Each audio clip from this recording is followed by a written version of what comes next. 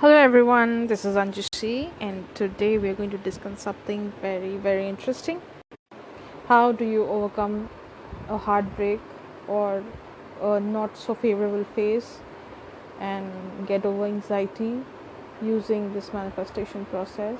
Now, there are some things that I want to point out, which is that if you are someone who believes that resorting to a medium can help you calm down or can bring about peace, then you can go forward with the idea. But I'm going to share some tips with you, and those may help you deal with some unfavorable circumstances which meddle up to, you know, cause you sleepless nights or give you some sort of a panic attack and things like that. Because I must tell you that this technique has helped me so much that I could overcome some 10 to 15 years of depression for a long time, that is, yeah. And I could overcome this phase easily in a period of, I think, 1 month. I haven't cried at all since I got to know of this technique, and I'm sure that if you're dealing with something like this, what I'm about to say is going to benefit you a lot. So one day, my friend Tanaya and I were discussing that if everything is related to this manifestation process, that is, everyone is you pushed out, then why people blame other people for their depressive tendencies or these panic attacks, or maybe you call these anxieties and sleepless nights, that people just keep on suffering every single day, and the um, symptoms just show up at any point. Like, you might be going out shopping and then you might have a panic attack, or you might go somewhere, eat with friends, and then there's a certain memory which pops up and you just can't continue with your regular life. So why does this happen? So she told me that probably this is a fancy statement that has, come up. Like, people start going to therapy now. It's not to sort of berate someone who actually goes to therapy and seeks comfort in these things, but you must also understand that you are responsible for your own reality. You can create your own reality. So if you think that you are going to be happy, you are going to be happy. There's nothing that's going to stop you from getting that goal. And I think that's also one of the reasons why some people, when they say a lot about depression and they say that they're not being able to cope with that stress, it's also because they themselves, they enjoy, or they not enjoy, it's not the right word to say, but they feel comfort in that space. They do not want to rise above that situation, because I'm telling you, like, it's it's very shocking that someone like me, who was so overtly emotional about every single thing, I used to cry at the drop of a hat, how at all, I mean, how it was not possible for me to rise up from that situation and to make my life much better than what it was. So yeah, so like, I'll tell you some things about myself first, and then we'll get to how you can deal with circumstances like these. I was a very shy kid. I was very underconfident in school and in college, and despite my good grades, I always felt that I had to answer to somebody if I was not performing well enough. So that made me very meek. I couldn't speak in public. I had these this stammering problem. Sometimes I would faint when I was speaking. I couldn't present myself.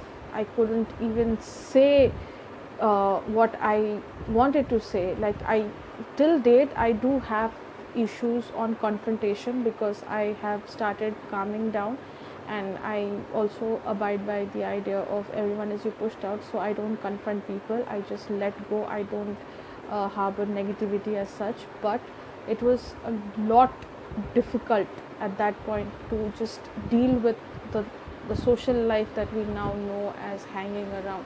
It wasn't easy for me at all. I used to be so scared. I couldn't tell anybody what I was feeling. I was constantly crying in my room, and since I've been staying alone after school, and it was very difficult for me because I ended up in situations where I was really just a little bit away from suicide, you may say, but I knew that I shouldn't do that because I am the only child of my parents and I have to, you know, just make them happy, and something like this might insult their hard work and whatever aspirations they have built for me over a period of 17, 18 years. And I knew that I shouldn't do something like this, but the feeling of abandonment and just to be let down by people in general, it hit me so much that I faced a lot of problem in expressing myself. I couldn't tell people what I had to say, so I became an author later on because I felt that the best way to express my ideas was through writing, and also I was quite good at it from the beginning, and I didn't have to struggle much. Like, I was pretty much fluent with the way I wrote, though I wrote a lot of stupid stuff before because I had some really unsuccessful blogs and nobody was reading what I had to write. Then I gradually resorted to academic writing. So like I have like 3 books which are off the racks all the time because they're always sold out, and they are also a part of the curriculum in certain colleges and some syllabus. I also have a website where all my academic articles are put up, and every week or so there are mails that come to me which say that they're so happy reading my work. So all this happened because I was so depressed that I didn't know how to express myself. So the only way I could express was through writing. Now, that depression that I thought that I had, it was, you could say, a figment of my imagination. I would say that I did resort to therapy. I did go for this Tibetan philosophy, which somehow calmed me down because I was learning the language also during the production of my second book. But the main problem I realized after I read on manifestation and the law of attraction was that I myself found comfort in the fact that I was in depression and I wanted to be in that mode all the time. So because I felt that I was in depression, I was shutting myself from the general world. So let's say I was not very open. I didn't have a lenient view towards hanging out with people from the opposite gender. So I was very reserved. I was orthodox. I felt that every guy who just spoke to me in a very flirty way had some bad intentions in his mind. So I steered clear from those people. Also, I was not very friendly with the people from my cultural background, which is to say that I was not friends with Muslim people because I was so scared that if I am friends with these Muslim people, then the other people who do not like the Muslims, then they are going to judge me and I'm going to stay alone forever. So that kind of a feeling kept on piling up until one day when I realized that I actually stopped myself from going out and enjoying. Like, I had never given a chance to know these people from my own cultural background. So of course nature had its own plans, and I ended up being friends with someone who was an Orthodox Muslim, and he said some really mean things to me. He said that you are a Muslim and you do not follow the Islamic teachings. What kind of a Muslim are you? So that hit me. Also, at that point of time, I was not a practicing Muslim. I did not feel that reading the Quran or doing the namaz was as important. But when I realized that what he said actually was helpful, because I then turned to the Quran and I started reading over the verses, and I realized that somewhere I was doing some wrong to myself by shutting myself out.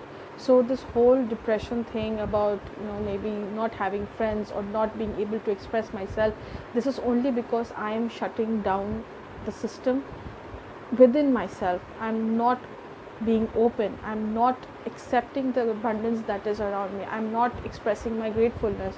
So just imagine that you are inside a room, you're confined to this space, and then you do not come out of that room. So if you do not come out of the room, you're never going to know what daylight is like. You're never going to know what the sky looks like. You might say that the sky looks red or the sky looks pink, but it also depends on whether it's the sunrise or whether it's the sunset. You can see the shades of the sky. It's not always blue. It depends on the time, right? So I did not understand that mindset. I thought that staying in this one particular space is going to help me and protect me from every kind of bad element out there. So I was not accepting what nature had for me, what the universe was trying to communicate. So this guy, when he hurt me a lot, he said a lot about my upbringing, and he said that you are not a true Muslim. So I started reading the Quran, and I found some verses which were very helpful for me. So what happened eventually was I became a practicing Muslim, and I swore by the Quranic verses, and everywhere where I was finding difficulty in dealing with a situation, I could locate some solutions just like that, because I was following the Quran so religiously. The next thing that I want to talk about is, why do you need to eliminate this idea of depression at all? You need to eliminate this idea of depression because, see, when somebody breaks your heart, let's say somebody has been rude to you, or somebody has done something which you did not like, and you were extremely hurt in that process, you are judging that person, right? You are seeing that person from that standpoint. You're looking at him from that reality, and you're answering back, and then there is again a war of words, and again there is an argument, and again there is another argument. So what happens is that that particular process, it leaves a negative impact in your brain, and as a result of that, you always tend to go back into that situation where you are competing with yourself, that you could have come up with a better answer, you could have given another better reason. So the best way to stop yourself from getting into any such space like this is, when somebody says something really hurtful, then you do not argue back. You just take a step back and just analyze what just happened. You can choose to ignore that. You can say, okay, fine, cool, chill, fine, I just move away, you're right. You can say something like this. I know it's a lot of self-control, but if you just step back, then you find that this person is also going to wonder that, oh my God, what did she just say, or what did he just say? How is it even possible? Maybe I should reconsider my behavior, because this has always happened with me, that when I have taken a step back, then that particular person has just apologized after maybe a day or two, or even after a month, or after a year, after 5 years, 6 years, anytime, because there is a certain person, in our life, who just does something to you, and then that becomes a reason for you to say that I could never emerge from that situation, I could never conquer that situation, and I have remained depressed ever since. But that's not the case. You have to understand that people who you meet in your life, they are a part of you. Everyone is the same. So that's why they say everyone is you pushed out, because if you think that this person is going to be rude to you, then this person is going to be rude to you. Let's say if there is an argument going on, you are a girlfriend or you're a boyfriend, and then this person is not listening to what you have to say. So if you step back, what happens is that you're taking your power. All right, you're taking your power, and this person is also getting the space to understand his own behavior. You might also say that, okay, but these arguments get so nasty. It's not that the argument gets nasty, it's just the problem of communication, which is why you're not understanding that this person who's saying something, from where does he come? Like, where does a statement come from? Is that any insecurity, or is that any fear? So at that point of time, you just leave the conversation there, and then you just move back. So when you just let it go, then this thing comes back to you, and it chases you back, because that's how the universe works. If you're chasing something, you're never going to get it. Depression is also something like that. If you keep on thinking that you are depressed, then you are going to end up being more depressed. You're going to face more anxiety attacks. You're going to have these panic attacks every single time. For no reason, you might be distancing yourself, and you might be telling that, I can't recover from the situation. Those series, those web series that you see where these men are like super successful, but they still go alone into these washrooms and they are wondering something about their past life or something like that. That is not real life. All right, that's not how you romanticize your pain. You cannot romanticize pain at all. There is no pain in the first place. There is no pain. Whatever is there, it is your reality, and in order to change that reality, you have to replace it with something that is happy. It takes time, it takes a little effort, and it takes practice, but eventually you learn how to replace the bad memory with the good one. Now the next thing is that sometimes people face some loss in the business, or they are depressed because they can't crack an examination. Then what do you do in these cases? See, you have to understand that whenever there is a situation like this, there are other factors involved as well. So it's not just like something is wrong or you're doing something wrong. It's just that in that particular time, some things are there for you to learn, some things are there to focus on. So maybe if I couldn't crack an examination this year, then it's not that I am not able enough. It's going to be hard to deal with the comments of others, but then if you just shut them out and if you just manifest a version of them which just is supportive towards you, then you can easily do it. So if someone is saying that you are not able to crack this examination, you're not any good, and you're not able enough, you're not capable of something, then you can easily shift your focus from that to something else. Now somebody who doesn't believe in this manifestation process does not have to know what you are following. So it's better to just focus on what you believe in. So once you start focusing on things that can make you better, maybe if you're missing out on a mark, or if you just failed by 3 marks or 4 marks, you can always turn that around by working harder. And if you cannot, you can just focus on something else. Maybe you like to paint, or you like to write, or you like to do poetry, or you like to do makeup, or you like to dance, or you like to sing. You can do anything for that matter. So what happens as a result of this is that you're shifting your focus from one space to the other. It's the same case when you are trying to solve a maths problem and suddenly you're taking a shower and you can get a solution for the same, because you're trying so hard at doing something that it just doesn't come, it just doesn't feel at your disposal, it doesn't feel the way it should. So the best thing you can do is that you can shift your focus, and then you can do something which you can become a master at in your later life. Like I was pretty good in my academics, so I was just good in academics, but then I would not have had faced a bad phase in my life had I focused on something else. So now when I'm like good in academics, of course yes, but I'm also good at other things like blogging, or maybe writing some mushy stuff, though those mushy stuffs are not something that I am very proud of, but I can always do those kind of things, because instead of just doing the mushy stuffs, I can go on to scripting and then replace a bad memory with a good memory. So I'm not channelizing my energy in any other way, but I'm focusing on myself and I'm doing things that I really love. So if I'm bored, or if I'm not succeeding at something, I'm always doing something else that can help me deal with that stress. The third thing that I want to highlight here is that people are always complaining about the fact that they try to avoid negative thoughts. You don't have to try. First of all, you don't have to try at all. These thoughts come and you are supposed to accept them. If you accept them, then letting go is much easier. It's something like, if you're feeling some sort of a pain, like if you've fallen down and if you have a cut, then you just deal with that pain, right? You put a band-aid and you know that after 2 days or so you're going to heal from that pain. The same way negative thoughts are also bound to come, but if you are constantly dwelling in that thought that, oh my god, I'm not going to recover from the situation, then trust me, there's nobody who can help you do that, because you are the creator of your own reality, and that's how things are.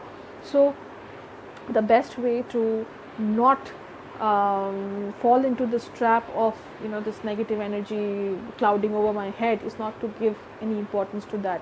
Once you're giving too much importance to that, it just stays on, it just piles up, and you're never going to rise up from the situation. So this particular depressive state of mind for 10-15 years, it was all to do with body image, with confidence, with speaking, with debating or whatever like that. And I felt that I was not a good person because I was not talented enough. Imagine, from the age of maybe 8 or 7, I was constantly thinking that I'm not good enough. And this good enough trope that I was banking on to just say that I am depressed is such a wrong thing to do, because I am good enough. I'm good enough. That is the reason why the Almighty has given this life. So you can always go back to your scriptures, or you can go back to some knowledge, some spiritual knowledge, where you can back up these thoughts, these positive thoughts, with a proper proof that yeah, you're here and you're here for a purpose. So let's say if you're feeling that you're not good enough, you can go back to any teaching or any spiritual element, and you can say that no, I'm here for a purpose and I am going to stay here. There is nothing that can hurt me. I have always known love and I have always practiced love. There is nothing in this world that can tell me that I am not worthy of love. So this is the way I dealt with this depressive state of mind. And trust me, it was not a very good experience when I first met my, you would say, the failed interactions with people, because as you know, I have had the worst experiences with people, but that also is a manifested form of life. I completely understand. So that's why I could forgive myself. So I forgave myself. I let go of these negative emotions, of these energies. I told myself that never again I'm going to be depressed, because from now on I'm going to create my reality, and this is how my life is going to be. I was sure about the fact that I'm going to be so happy, which is the same reason why I could just forget some of the bad memories, and I don't even remember some of them, because as far as I know, that there are certain text messages in my phone and in my gallery and things like that, where I've just screenshotted these heartbreaking quotes and songs and lyrics, where I was just thinking that, oh my God, this is the reality of life. But no, that's not the reality. You are worthy of love, and that is all that is there. So to create your reality, that is in your hands, and to be happy, that is also in your hands. So if somebody says that somebody has broken your heart, you just shut them up by saying that no, that's not how it is. It's just that some things are meant to be at one time, and eventually you're going to create your reality. Now if somebody doesn't believe in this, then how are you going to deal with that? If somebody says that you're never going to be happy and I curse you, no, you don't give energy to that. You don't even think about that. That's the same with the third party situations also. You don't give energy to those things. There is nothing that can break you, that can harm you, because just like I said, that when I was very depressed and I went back to reading the Quran, and I just thought that yeah, the Almighty loves me and He's always with me, He's going to support me, and He's going to give me ease from every hardship.